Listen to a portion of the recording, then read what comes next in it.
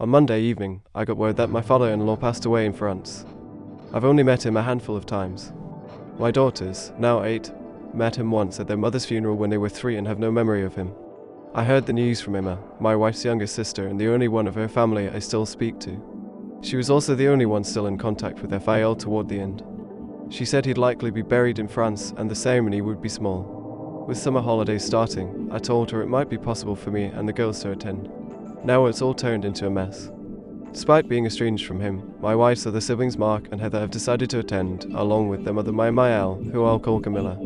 I've never gotten along with Camilla. A narcissist with aristocratic delusions, she once told my wife she was disgusted by her marrying beneath her, that doing so would ruin her life, and that if she went through with it, Camilla was done with her. Because my wife spent most of her life in boarding schools or overseas camps, she saw that threat as a relief. And feels similarly, but doesn't feel she can bar them from the funeral. My daughters have never met any of these 3, not even at their mother's funeral, because they didn't show. When I learned they were attending, I told Emma I wouldn't bring my daughters. She agreed. But now I'm getting calls from distant relatives I've never met, guilt-tripping me into changing my mind. I don't know how they got my number, hopefully not from Emma. One call stood out. Camilla's sister Glory told me Camilla regrets how things went and wants her grandkids in her life, though she'll never admit it. That says it all. After all this time, she still won't show me a shred of respect.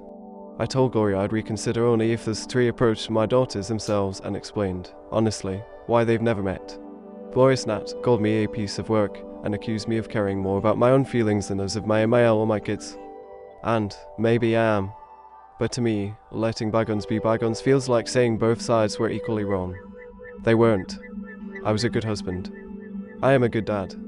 I provide for my daughters and dote on them. I don't want my hatred of these people to blind me, but I also won't pretend these people didn't fail my wife, and by extension, my kids.